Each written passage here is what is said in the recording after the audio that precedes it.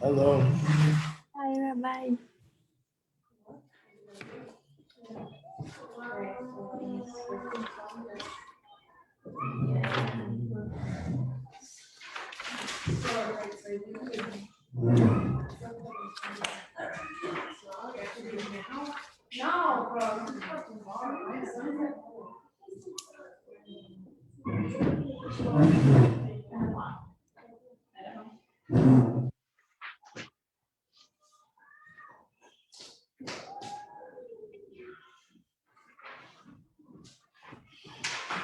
Okay.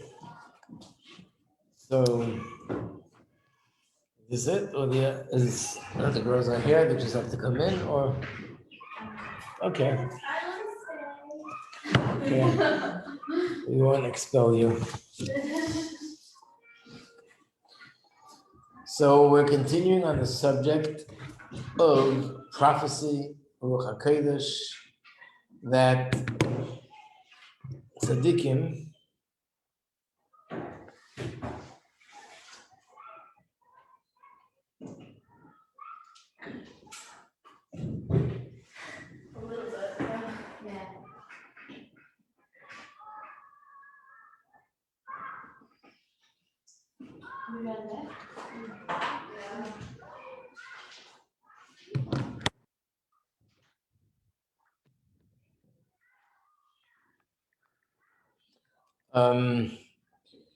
so I should just add, why is there also so much talk about this, about prophecy? So first of all, like I said, Chassidic way of life is that we, all Chassidim, look at the Rebbe and we have total confidence that the Rebbe is aware of the future, is aware of the past, aware of things going on a higher spiritual plane, and so on. But there's also a difference whether it's Ruach HaKodesh or it's prophecy. So I'll soon go into the difference, but I first want to just explain a little bit. I'm looking at the sheet in the booklet, which is page 76, and that has a list of all the things of prophecy. On the bottom, it says, what is prophecy? So one of the things that prophecy knows the future. To give you an example, Rashi in Chumash says, this is Rashi in Chumash, which means you don't have to be a super scholar to know this. And at the end of in the Torah, towards the end, it says that Moshe Rabbeinu wanted to go into Israel, and Hashem said that he can't enter the land, but he can go up on a mountain, and from the mountain, he could look at Eretz Yisrael. And he looked at the land, and he saw everything from the beginning to the end. Rashi says, and this comes from the Gemara, that it also means Hashem showed him not only the land, he showed him everything that's going to happen in the future with Bnei Yisrael, with the Jewish people, until Tchias HaMesim, until Moshe Rabbeinu will be back again physically in this world. You understand what that means? Prophecy? How long do you think he was up there on the mountain? I mean, we're talking about 3,300 and something years. And how much time did it take him to see all this? 3,000 years? He wasn't up in the mountain 3,000 years. So obviously, prophecy is a spiritual experience which is above the way we can understand and see things. It's not limited in the limitations of nature. It's something totally miraculous. And therefore, Hashem could show Moshe Rabbeinu in a short period of time what it normally will going to take to unfold 3,500 years, or a little bit less. Reminds me of a story with the Arizal. The Arizal was once on a Shabbos afternoon sleeping, and one of his students came in. I think he was supposed to wake him up, and he noticed that his rabbi's mouth, his lips were moving. So he was his closest student. The one who I'm talking about is Reb Chaim Vital. He's mentioned a lot in Tanya. He's the one who wrote down everything that the Arizal taught. I don't know if you know this, but the Arizal did not write down his teachings. We have maybe 15 svarim, 15 volumes of the Arizal's teachings, but he didn't write it down. Reb Chaim Vital is the one who wrote everything down. And Arizal said not to trust anything that anyone wrote 100% except for Reb Chaim Vital. What he wrote is if I wrote it myself. So he writes that he asked his Rebbe, why was his mouth moving? What was going on? And he said to him that he was seeing certain things in Torah, spiritual things. So he said, maybe you can tell me what you saw, because he was sleeping for 2 hours. So he said, if I were to tell you now what I saw, it would take me somewhere between 60 to 80 years. 60 to 80 years. So when you talk about the Ruach HaKodesh prophecy, this is something totally on a different level.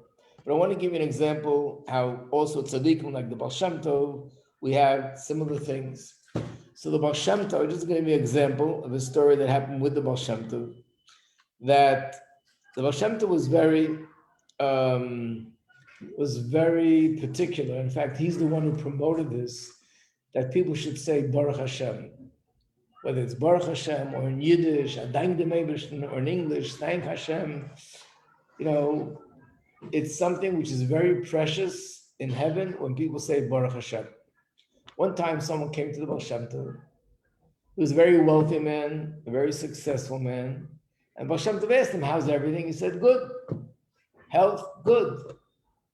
Children, good. Money, good. Everything's good. Didn't say the word Baruch Hashem. And he told him, that you're supposed to say Baruch Hashem, not just good, but to thank Hashem for all the good that you have. Then the Baal Shem Tov said, I want to give you a letter to give over someone. He wrote down a letter, put it into an envelope, and he said, give this to the man who's the head of the community in a city called Brod. Okay, put it into his pocket. Then he forgot about it. In the meantime, the business wasn't going so good, started to lose money, and lose more money, and lose more money. Finally, he had to give up his business and came to a point where he didn't have too much money just to support himself. Came to a point where he had to even give up his apartment. He had to sell things in order to survive, and he just was losing more and more money until he lost everything. At one point, many years later, he decided he's going to sell his coat. Before you sell the coat, he's checking all his pockets, checks his pockets. And then he notices, the way a coat goes, there's a lining. This is a lining inside, this is a lining, and this is the material. And he feels that there's something in between the lining and the coat. He sticks his hand in, realizes there was a hole in the pocket, and when he must have put something in the pocket, then it fell in the lining. Puts his hand in, and he pulls out an envelope. And the envelope is the Baal Shem Tov's envelope that he should give it to the man who was the head of the community of Brod. His name was Reb Tzadok. And he was in shock. He couldn't believe he forgot it. Baal Shem Tov gave it to him 10 years ago, and he forgot to deliver it. And he thought maybe this is a punishment because he never delivered the envelope. So he stopped everything he was going to do, and he made a trip to the city of Brod. And he came into the city, and he said, where can I find Reb Tzadok, the head of the community? So they said to him, there's only one Reb Tzadok here, and he became the head of the community today, actually. How did you know?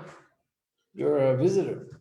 So he said, no, someone who was the head of the community 10 years ago. He said, no such person. There's only one person with that name, and he became the head of the community today. Okay. So he goes to this person. And he says, I have a letter for you, and I was supposed to deliver it from the Baal Shem Tov. He says, how can that be? The Baal Shem Tov is not alive. Yeah, I have to confess, it's my mistake, my negligence. He gave it to me 10 years ago, and I never delivered it. So he opens up the letter, and the letter says like this, Mazel Tov twice. Mazel Tov for being elected as the head of the community. And in case you have a question whether this letter is authentic or not, Mazel Tov, because soon they're going to come to tell you that your wife just gave birth to a baby. And as he's reading the letter, somebody comes into the room and says, in those days, they didn't go to hospitals, they gave birth in their home. He was in his office. They came to tell him that his wife just gave birth to a baby. So clearly, this was truly from the Baal Shem Tov. But think of it, the Baal Shem Tov wrote the letter 10 years earlier, and he's writing him Mazel Tov for being elected as the head of the community.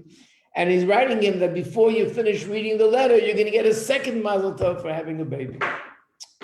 So this is not something that's humanly possible. This is something godly, something divine. And that's what prophecy is. Ruach HaKodesh is where Hashem gives and inspires a person. They have the ability to see things, to perceive things on a higher spiritual plane. So that's one example of prophecy, knowing the future. Knowing the past, which means there are many stories of tzaddikim that people came to them and they would tell them something that happened 10 years ago, 20 years ago. There's no way that they could know this because they weren't there. But again, with the power of prophecy, they can say what happened. And there are stories of tzaddikim who told people what happened in a previous lifetime. And they explained to them, because in a previous lifetime you did this, this, and this, that's why now you're doing this and this and this. Many stories like that. And the same thing with having the knowledge of what's going on around the world. In other words, there are tzaddikim that they find themselves in this place. They could be here in New York, they can be in Russia, they can be in Poland, and they would tell people, this and this is happening now in Eretz Yisrael. And again, many stories with the Baal Shem Tov and the many tzaddikim, and we have stories in Gemara, we have stories in the Medrash, we have stories in the Chumash. That's what a Navi is. Someone who's not limited by space, and he could be sitting in one place and he could see what is going on in another place. Again, I want to give you an example of something like this with the Alter Rebbe. There's a story with the Alter Rebbe that there's two stories. I'm just thinking, which one do I tell you? Let me tell you the first story. There's a chassid of the Alter Rebbe that he became a chassid. He was really in opposition to Chassidus, and later became a chassid. And this is one of the stories that made him closer to recognize that Alter Rebbe is really a very big tzaddik. Anyway, the story was that there was a woman whose husband left home, and she never heard from him again. And in those days, we didn't have the communication we have today. So it was a dilemma. She had no married life, and she couldn't remarry because maybe her husband is still alive somewhere, and she can't marry another man if she didn't get a divorce from the first husband. This woman is called an aguna. You ever hear that term, aguna? So this is a situation where she is locked into a situation where she doesn't have a normal married life. The only thing you can do is try to search and find the husband, find out what happened to him. If you find out that he died, she can get remarried. If you don't, she can never remarry until you find out. So very often people would come to certain tzaddikim and ask them if they can guide them where they can find their husband. So this woman came to the Alter Rebbe. The Alter Rebbe said, go to Vilna. Vilna is a city in Lithuania. Go to Vilna, and there's a man there by the name of Rabbi Majeski. He's the head of the community, and speak to him and tell him that he'll help you find your husband. It was a very big trip, cost a lot of money. The Chassidim, of course, were excited for her. The Alter Rebbe gave her such clear direction, and they collected the money, and they gave her all the expenses she needed to make the trip. When she comes there, she knocks on the door, and what do you want? And she tells him that the Alter Rebbe, who lives a few hundred miles away, told me I should come to you, that you will help me find my husband. So he says, could you describe him to me if I know him? She described, I said, I don't know anybody that looks like that. And I'm sorry, I can't help you. And of course, he didn't believe in the Alter Rebbe. So he thought that it was really just, he told her something.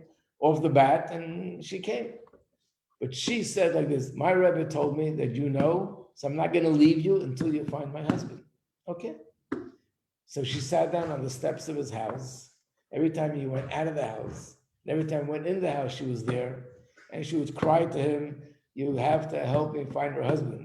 And he was thinking that these rabbis must be so insensitive, so cruel. How does he do this to a woman, mislead her to tell her to come all the way to me? This was going on for a few days, and there's nothing he can do.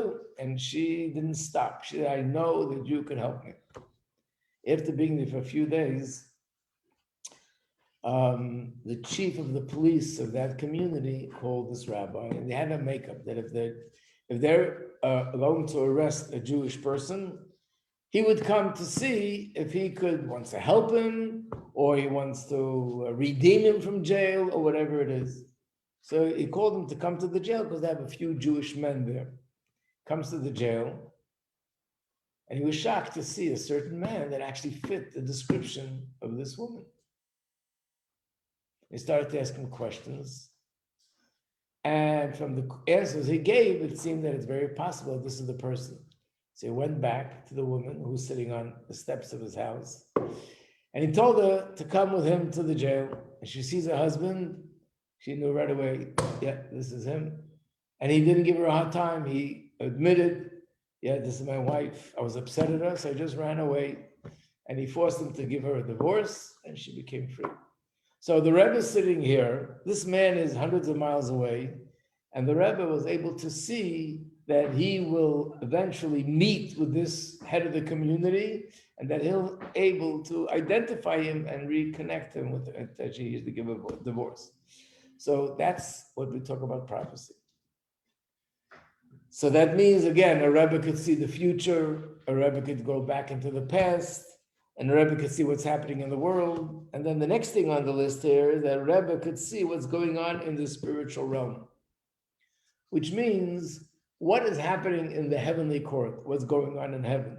So when something happens, for example, we find very often that the Baal Shem Tov, or the same with other tzaddikim, would tell the community that everyone should fast, everyone should do special prayers, everyone should give extra tzedakah. Why? He wouldn't tell us why, but the reason was because he saw in heaven that there was a decree and something, God forbid, negative is going to happen, and unless we do this mitzvah or that mitzvah, do tshuva, we won't be able to protect ourselves from it happening.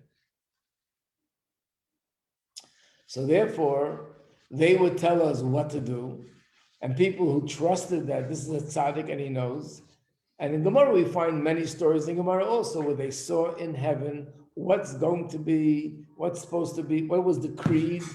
And because they saw, they were able to do something in order to protect and to do tshuva and to make that it shouldn't happen.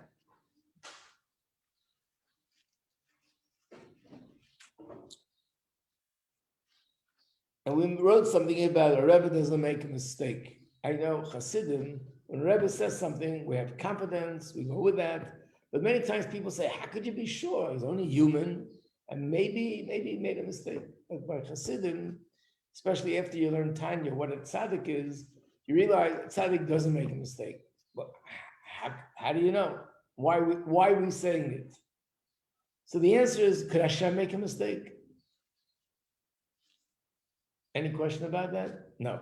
If Hashem is the one who gives the tzaddik his knowledge and gives the tzaddik the words that he's saying, and Hashem is the one who inspires the tzaddik to say what he's saying and do what he's doing, so that if it's coming from Hashem, then it can't be a mistake. It can be klipa. A mistake is something which is false, something which is not true, something which is klipa. And a tzaddik doesn't have in him something which is klipa. So very often a Rebbe would say something, on the surface it looked like, oh, it's not so clear, maybe it's a mistake. But a person will realize that a tzaddik is someone that whatever comes out of his mouth is really coming from Hashem. And whatever he does is basically coming from a higher spiritual place. Therefore, you know that it's emes, that has to be true. Just to give you an example, there's a famous story with the Tzemach Tzedek. That the Tzemach Tzedek once had a chassid that he rented an inn from the nobleman, which is very common in those days. That was one of the sources of income. The nobleman owned this inn. He rented it to a Jewish man. He would manage it. He would run it, make a profit, and pay rent to the nobleman. This Jew was a very honest person, and he did good business, and he was very, very respectful of the nobleman. They had a wonderful relationship. They got along very well. One day, the nobleman calls him and says, I'm sorry to tell you, but in 30 days, you have to move. I'm giving the business to someone else. He was in shock. 30 days? Why? What did I do wrong? Don't ask any questions. That's the way it is. In 30 days, you have to move out, and I'm giving this business to someone else. He was really in shock because there was no fight, there's no argument, there's nothing that he did wrong that was disrespectful. And it's coming out of nowhere. And he's always been so nice to him. But he saw that he was very strict and serious. He could do nothing about it. So he decided to go to the Tzemach Tzedek, the third Rebbe of Chabad, who was his Rebbe, and asked for a bracha. But he decided not just a bracha, he had an idea. There was a Jew whose name was Moshe. And this Moshe was very close to the nobleman. They had a good relationship. And he figured if the Rebbe will write to this Moshe that he should influence the nobleman to not throw him out, that'll be effective. So he didn't just come to the Rebbe for bracha. He came to the Rebbe that the Rebbe should write a letter to Moshe, please intervene on his behalf, go to the nobleman and ask him not to throw this person out. Good plan. Comes to the Tzemach Tzedek, and Tzemach Tzedek said, okay, took a piece of paper, wrote a note, put it into an envelope, and he gave it to him. He walks out of the Rebbe's room, looks at the envelope, he's very happy, but then he notices there was something went wrong, there's a mistake. In that community, there were two Moshes. Years ago, things were a little bit different with names. Like I have a grandfather, his name was Yisrael Noach. They called him Yisrael Noach HaGadol, which means the big one. Why? Because he had a cousin that had the exact same name, but he was short and he was tall. So basically people were called the tall one, the short one, the one from this city, the one from that city, to identify people. So in this community, there were two Moshes. There was the tall one and there was a short one. The one that he wanted to go to was the tall one. The letter said on it to Moshe, the short one. So he said to the Rebbe's secretary, please, I want to go into the Rebbe. He made a mistake. He should give me a different letter. He addressed it to Moshe, the short one. So the Rebbe's secretary said, I'm sorry, the Rebbe doesn't make mistakes. If he gave you a letter from Moshe, the short one, go to Moshe, the short one. But that's not the one I was talking about. I'm talking about the one who was close to the nobleman. And he wouldn't hear. If this is what the Rebbe gave you, why don't you just listen to what he told you to do? Okay.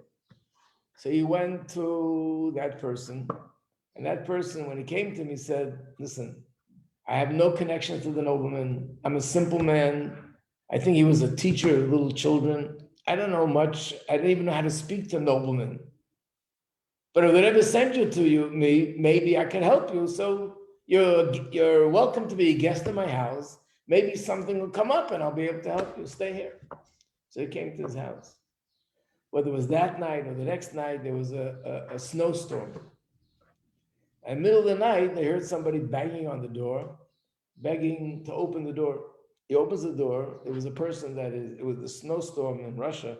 It was so heavy and such a strong wind, blizzard, that they couldn't travel. And the person at the door was like frozen. And he begged to let him in to warm up, because otherwise he'll just die from cold. He let him in. He sat him down near the fireplace. He gave him vodka so he'll warm up inside. And it took a while till he got back to himself. While he was doing this, this man tells him, and he whispers in his ear, this is the nobleman that I'm talking about. And now he's in your house. Okay, just go away somewhere, go to the other room. and let me take care of things. So naturally, when it was finished, he said to him, I want to repay you, I'll give you 1,000 ruble, 2,000 ruble. And he said, no, I don't want to take any money. It's a mitzvah. No, but I want to do you a favor. What can I do for you, which will be a favor for you? So he said, I'll tell you what you can do. I have a cousin who actually rents your inn, and I know that you asked him to leave, but the favor would be if you let him stay and don't throw him out. So he said, no problem, I'll do it. And then he says to him, in fact, I'm happy to do it. I really didn't want to throw him out. But you know what? I have a person who's a very good friend of mine. His name is Moshe. They call him Moshe the Tall One. And he was begging me to take it away from him and give it to him because he wants to do the business. And I couldn't say no to him. That's why I did it. But now I have a good excuse to say no. You saved my life, and I want to do this favor for you in return. So it turns out that had he gone to the other Moshe, it wouldn't have helped him. He was the one who was actually the responsible for him being thrown out. And this one turned out to be the one that the Parrots needed him to save his life, and therefore he was able to help him. So it looks like it's a mistake, and so many times people hear things from a Rebbe about medicine, about should they do an operation, should they not do an operation, should they invest in this business, should they not invest in this business? And it doesn't look like it may be logical to follow the Rebbe's advice. But if a chassid has true trust in the Rebbe, that's something which will carry him all the way through. Because he knows that a Rebbe is coming from a higher spiritual place, and what he's saying is always emes. Now, the reason why I mentioned why it's so important now, we talked about this earlier, but I want to bring it out now again. There are a lot of people that will tell you that I also believe that my Rebbe knows the future or the past, but not prophecy. He'll call it Ruach HaKodesh, which is something similar, but a lesser level. And they'll say, I don't believe there's prophecy today. So we went through on this sheet, I showed you all the sources that say there's prophecy today. But why we're so important, why we emphasizing this so much? So the reason is because when the Rebbe spoke about Mashiach coming, he said something which was unprecedented. And I can tell you that over the years, we're talking about all the 40-something years that the Rebbe was leading the Chassidim, the Rebbe gave so many people advice, so many communities advice that was global, advice for Israel, which clearly showed that he knew the future. And yet, the Rebbe never ever used the word that it's prophecy. He never said, I know this because of prophecy. He always found some sort of a reason why he's saying what he's saying, a logical reason, even though in reality it was prophecy. So when it came to Mashiach, and the Rebbe said that we're living in a time that Mashiach's coming is imminent, the Rebbe emphasized that you should know that this is being pronounced as a prophecy.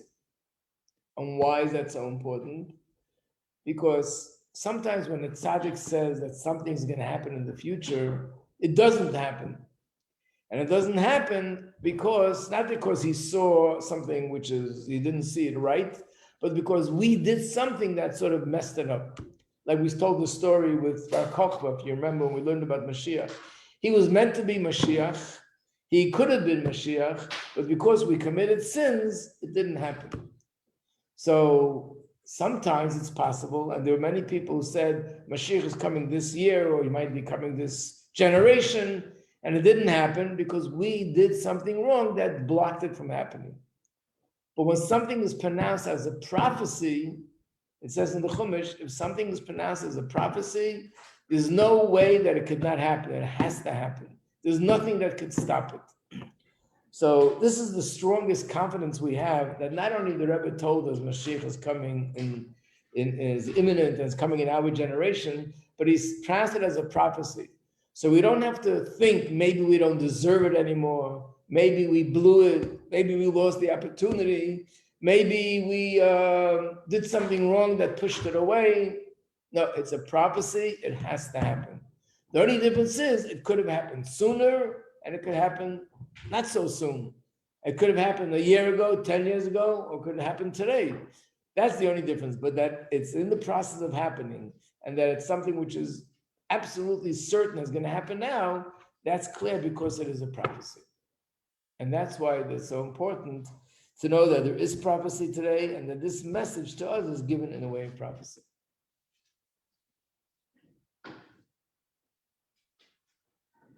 I'll just take a moment to tell you a short story, personal story.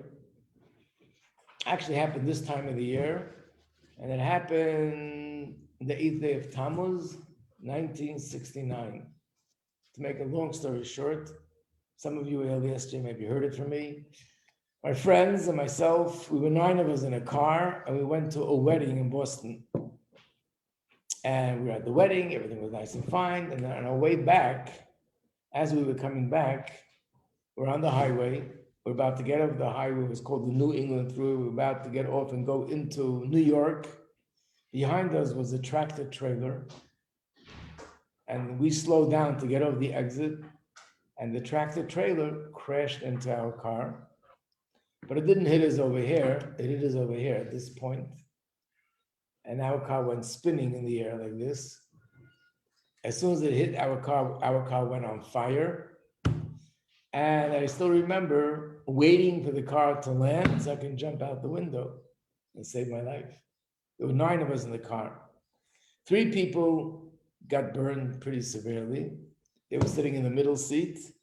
And the other 6, we got away with it. Baruch Hashem, I didn't get burned. I jumped out of the back window and our lives were saved. But the 3 people were in the hospital. And somebody came to the Rebbe's secretary and asked him to give this over to the Rebbe and ask for a bracha, especially for those that were burnt severely. So he told us that when he went into the Rebbe, exactly that night, a few hours before the car accident was Tuesday morning at dawn, like 5 o'clock. At night, 11 o'clock before, the Rebbe told him that they should print 5 letters from the Alter Rebbe, Mitzvah Rebbe, Tzemach Tzedek, where they gave blessings to people and communities that had fires. And he gave a special blessing that relates to fires. And when he came into the Rebbe's room and said, this fire happened with the car, and the Bachrim were in the hospital and so on, the Rebbe said, that's who I was thinking about yesterday when I gave you this instructions to have this booklet printed. And one of the state troopers, one of the police on the highway, he said, I'm on this highway for 25 years, and I never saw an accident like this, and everybody come out alive. It was a station wagon. You don't even have such cars today. There were 3 people sitting in the front, 3 in the middle, and 3 in the back. I was in the back, and I was in the spot that the other truck hit. I was sitting right here. And I said to my friends, he's a little bit too close to comfort. He was trying to avoid us, so he went this way, but he hit this tip, and went spinning. So what does it mean? That's what it means. The Rebbe sees that something's going to happen, and he gives his bracha. So obviously, the whole thing couldn't have been avoided. It had to happen. There was a fire, but Baruch Hashem, nobody suffered what we could have suffered. Okay. We will stop here. You all know about tomorrow morning? About the Mashiach virtual reality thing? Oh, yeah. Please tell anyone that normally sleeps a little bit later that tomorrow they should come because you won't want to miss it. It's really, in terms of Mashiach Agula, it's something very powerful. You literally feel that you're walking through the Beis Hamikdash. What? Everyone who sleeps later is here. Maybe we should show it at 2 o'clock.